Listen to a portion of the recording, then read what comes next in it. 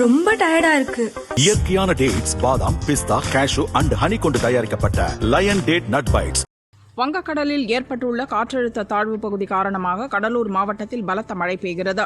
சிதம்பரம், அதன் சுற்றுவட்டார பகுதிகளில் நேற்று கனமழை பெய்தது. நேற்றிரவு வரை சிதம்பரம் பகுதியில் 10 சென்டிமீட்டர் மழை கொட்டியது. இதனால் சிதம்பரம் அடுத்த அண்ணாமலை நகரில் உள்ள அரசு மருத்துவக் கல்லூரி மருத்துவமனையில் மழை வெள்ளம் புகுந்தது.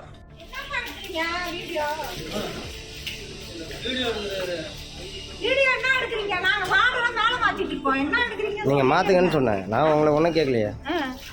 நான் ரிப்போர்ட்டர்மா தண்ணி வந்துருக்குன்னு எடுக்கிறேன். நீங்க மாத்துங்க மேடம். 11, 12 கீழே இருக்க வார்டுலாம் மேல 22, 23 மாத்துறோம். தண்ணி மழை ஓவரா வந்ததுனால மாத்திட்டு இருக்கோம். வார்டுலாம் தண்ணி இல்லை, உள்ளார பார்த்துட்டு அதுதான் நாங்கள் காலையில இருந்து அலைஞ்சிட்டு இருக்கோம். சரிங்க. வழக்கம் போல முன்னெச்சரிக்கை நடவடிக்கைகளை எடுக்காமல் வார்டுகளுக்குள் வெள்ளம் வந்த பிறகு தரைத்தளத்தில் உள்ள நோயாளிகளை மாடிகளில் உள்ள வார்டுகளுக்கு மருத்துவமனை நிர்வாகம் மாற்ற உத்தரவிட்டது. வெள்ளம் வந்ததால் லிப்டும் இயங்கவில்லை, போதுமான சக்கர நாற்காலிகளும் இல்லை, ஊழியர் பற்றாக்குறை வேறு. இதனால் நடக்க முடியாத வயதானவர்கள், காய்ச்சல் சளியால் அவதிப்பட்ட நோயாளிகள், இதய நோயாளிகள், ஆபரேஷன் செய்யப்பட்டவர்கள் என 60க்கும் மேற்பட்ட நோயாளிகள் தண்ணீரிலேயே நடந்து மேல் மாடிகளுக்கு கூட்டிச் செல்லப்பட்டனர்.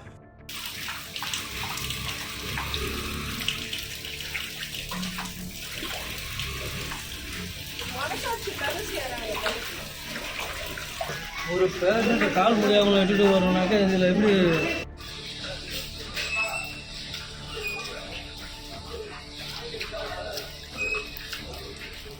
ஒவ்வொரு மழைக்கும் மருத்துவமனைக்குள் வெள்ளம் புகும் அவல நிலை தொடர்கிறது.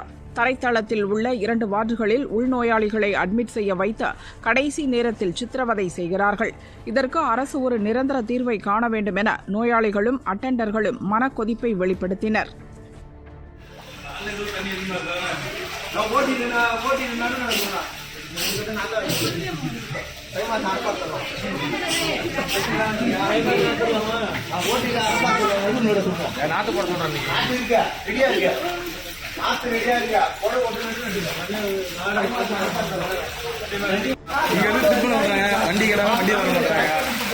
அதெல்லாம் சைடு ஆப்ரேஷன் பண்ணவங்க எதுங்க எப்படி அவங்கள நடத்தி ஆட்சி போடுறது?